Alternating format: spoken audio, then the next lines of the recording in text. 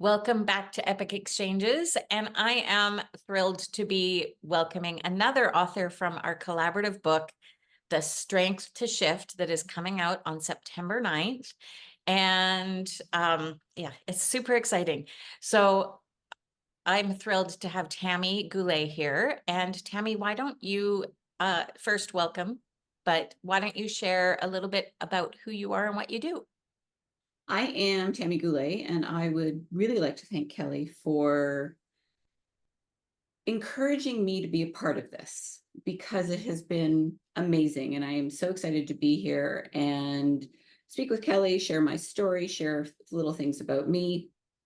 And I am a soulful business alchemist behind the company Speak Your Soul Magicks. And I help entrepreneurs and small business owners turn their business dreams into reality, increasing their impact on sales. But over and above all of that, I am an entrepreneur, solopreneur, mompreneur, whatever you want to call it. And I have a story to share that I want to help people with. Well, that's a perfect lead in. Why don't you just dive in and share some of your story with us? So I have over 25 years experience in corporate. And back in 2017, I had reached a point where I was a shell of myself, meaning I didn't want to do anything. I didn't want to go anywhere. I didn't want to sleep. I didn't want to eat. And I felt like I didn't even want to go home. And then when I was at home, I didn't want to go to work. It was basically like I didn't know what I wanted and I didn't know who I was anymore. And so I ended up going off on stress leave, working with different people.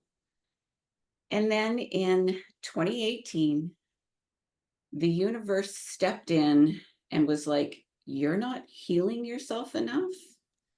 And I'm going to step in. And I had a freak accident where I broke both ankles.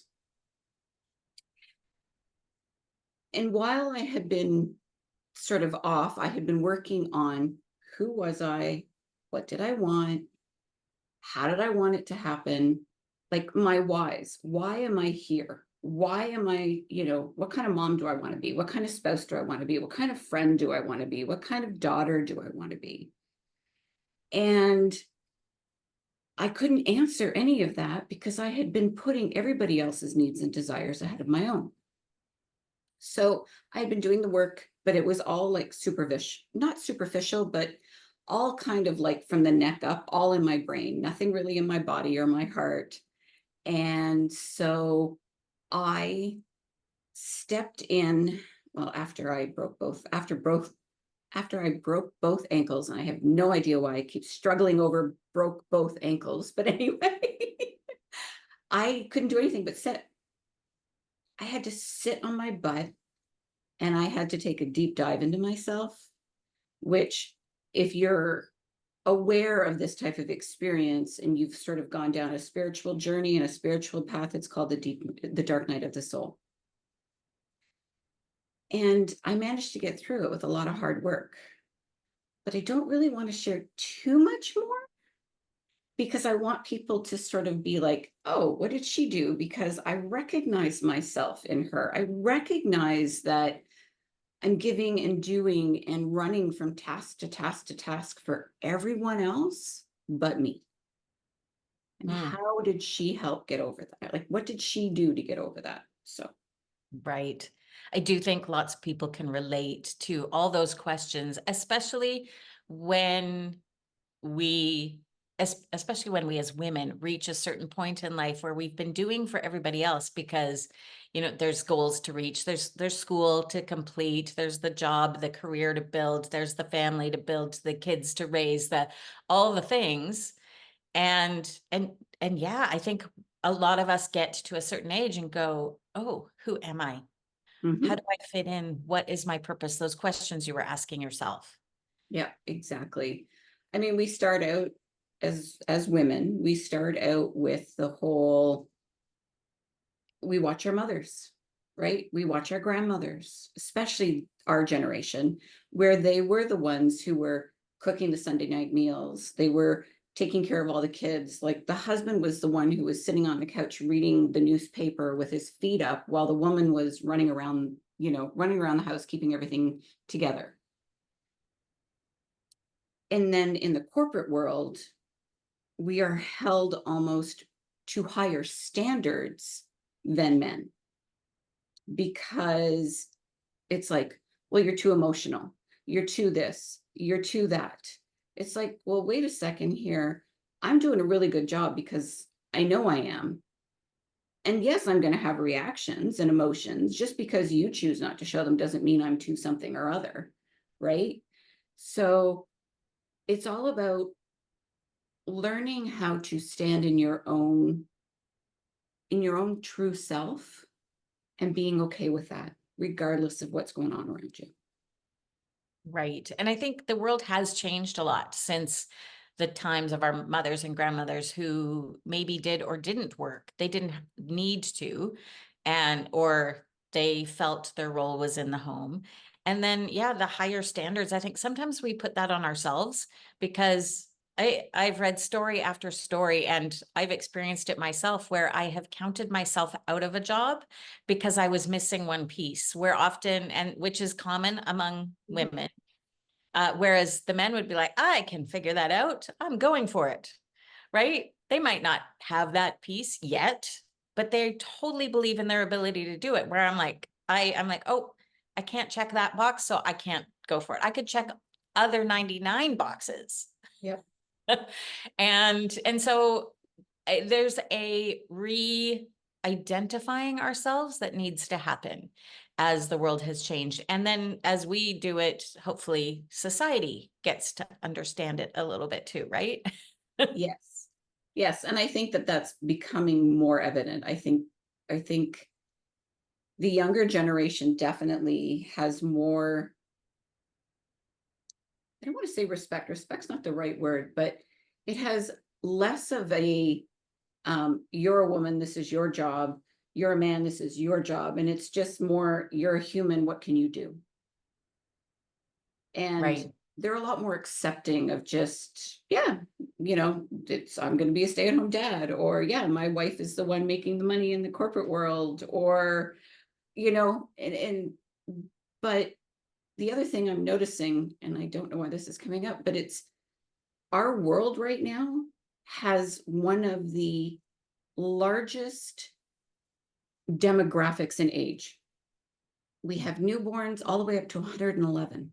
And Mhm. if you think about that, right, our world has all of these different generations and opinions and thoughts and ways of doing things that are all vying for attention across, right? So it's all about, less about, when you own your story and you work with someone like Kelly to help you bring it out, it's less about what does my generation or what do my parents or my children think, and it's more about, what do you think? Where do you stand? What are your values? And it's fabulous. Like, it's been a really good experience to be able to articulate better my story and what I've learned from my own life. Well, that leads into one of my questions for you. And because this isn't the first collaboration that you've been a part of. I know you've done at least one other. Is there more than one? No, just one other. Okay. So this is a two-parter question. One is, what draws you to these kinds of projects in the first place? Because I have my feelings around why they're so beneficial, but I'd love to know, as someone who's done more than one. But two, how are these experiences different? Okay, so what draws me to these projects are, one, I like to write, and two, what we had just been talking about, I don't feel ready to write a book on my own. I'm like, how can I fill like 250, 300 pages, right? It just, to me, it's like, it feels overwhelming and daunting. But the other aspect that draws me to these types of collaborations is the community aspect. It's people coming together to share their unique stories and it's the learning from each other. It's the collaboration. It's the definitely the community aspect. You're not alone, Mm. right? And it's always easier to do something that maybe you're scared of or fearful of when you're doing it in a group together. Right. Um, so I think that that's probably the biggest one. And honestly, for those procrastinators out there, there's deadlines and you're responsible to somebody else. Whereas Yeah.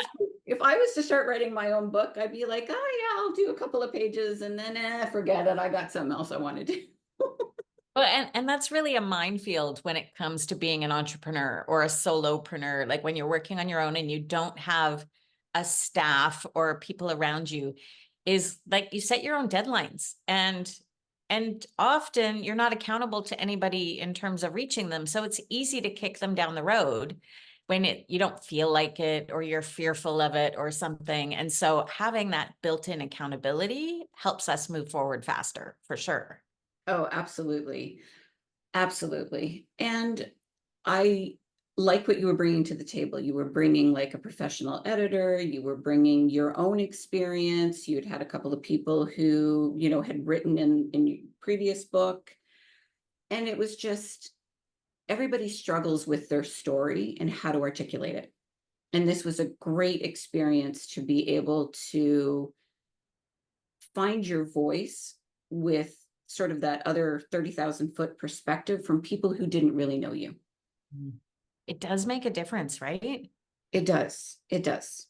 Very much so. And then the difference between what I had written in my other anthology collaboration versus this one is the previous one was geared towards entrepreneurs.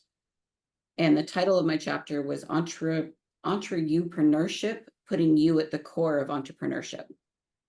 And it was a great chapter. And it had been something that I had been obviously building up for a while. And it was very easy to get it out of me in a very logical fashion, right? Because it wasn't my heart and soul that were coming out onto the pages. Mm-hmm. So it was a great collaboration. I really enjoyed it. I will say that the two experiences were different in sort of the expectations of how they wanted their chapters written and what they wanted in them, so on and so forth, versus this. So it's been a learning experience both times. But this time, and that was much less community oriented and much less sort of, I had help, but it was still very much a standalone project. Whereas with this, when you're bringing out your heart and your soul and your words and sometimes your traumas, it helps to have people around you who are there and just understanding and cheering you on. Mm-hmm. So Yeah. And really, especially for the difficult stories and being, as authors, being vulnerable about the difficulties, the challenges, the failures, the emotional times, it really helps to have other people around to just bear witness. Their experience is not the same, but it's still what they're sharing is still scary. yeah. Because vulnerability is scary. Yeah. So yes, I guess. And I think that's part of it too, actually, as I'm thinking about this. It's easier for my story to be hidden in a book of other people's stories than if my story was coming out as a standalone. And I know it's not hidden, but it just feels, it's like for those that kind of feel like, well, I want to share it, but I don't really want to be totally seen. This is a really good way to do it. Right. And all of those are reasons why I love doing this too, because yeah, it is scary and about being seen if you're just putting it out there on your own. But when you are doing it with a group, the opportunity for your story to reach way more people and way more people that don't already know you and haven't already formed opinions about you because there's a group of other authors, and well, each one of them are going to know people reading the book and because they're interested in their story, they don't know you. Yeah. And so it takes away a level of fear of judgment and fear of criticism, I think, that It helps us really all. does. It really does. And it's also healing to be Yeah. able to do this and get it out on paper, to have an editor and you, the main author, bear witness to your story without judgment, with recommendations on how to even shift your own narrative. Like, I know some of the edits were like, I was very like on a negative, it was a couple of negative sentences or a negative paragraph, and Danielle would be like, well, why don't we shift it just a little bit this way to shed a little bit of light in here, because look at what you've overcome. Yeah. So it was very healing in that regard, and I'm now looking at my own story a little bit differently. Yeah. And it's really the power of sharing our stories and really diving in to understand them and ultimately find, as the first book in this series is called, The Gift in Our Stories. Because we are here. So we've made it through and we've learned something, we've gained something, we've become a different person because of it. And those are the gifts. And when we can recognize those, then the tough stuff doesn't hold as much negative weight. Mhm. Very much so. Very, very much so. And I love that so many of the authors feel that throughout the process, and seeing their final story printed where they're like, yeah, that isn't where I started for sure. No. So why is it important for you to share your story? Twofold. One, I needed to share it so that I could acknowledge it and heal from it in a different light. And two, because I want to help others avoid some of the struggle and trauma that I went through if I can. We all have to go through struggles. We all have to go through trauma. Don't get me wrong. But if I want to be there for someone the way I wish someone had been there for me, I guess that's probably the best way I can describe it. And if it's just through reading my chapter or and reading the other stories in this fabulous book and going, oh, okay, I now have a couple of things that I can do that will help. Or if it's, someone resonates and you reach out, to one of your friends and or something and you start helping. But it really is to help start healing people. Yeah. I am of the belief that our world needs a lot of healing right now. There's so much division, and there's so much fear. Hmm. I think the more that we can share our stories, the more we realize that we're the same and not so different. And instead of picking out that one thing, not the one thing we can't do, but the one thing that divides us, what about those 99 things that unite us, that we're the same Exactly. on? One thing out of 100 really that important? It shouldn't Yeah. be. No, exactly. It really shouldn't. I'm sure you saw the meme that was going through, and it was a teacher who did, answer questions and answers on the board, and he got one of them wrong. The students start laughing, and he's like, I got 9 of the 10 right. Why are you laughing at the one I got wrong? I don't laugh at you when you do a test and you get 1 or 2 wrong, right? So Yeah, I haven't seen that, but it's a really big statement on even how people comment on what people are putting out on social media. When something starts to gather negative comments, often you hear people saying, well, seriously, let's say they're in the gym. You're sitting on your couch and you're criticizing them being in the gym because they don't look the way you think they should look or whatever, right? We need to stop finding fault with others, and we need to start finding what's great about all the people around us. yeah. And I think that starts with ourselves. Stop finding fault in our own stories. Start finding out what's great about us so that we can then transfer that same thought process onto others. Yeah. Find the gifts that we already have, the things we already are. Okay, so I know there are going to be people who want to know more about you and what you're doing and stuff. So how can people find you? So people can find me on my website at www.speakyoursoulmagics.com, and how to spell it will be down below. And also on Facebook. And if you just search Speak Your Soul Magicks in Facebook, people can find me there as well. And as always, with our podcast, the week that it comes out, we'll be sharing all kinds of things, including links, quotes, our YouTube videos that people are watching right now, if they're seeing us, and everything else. So people will know how to find you. Perfect.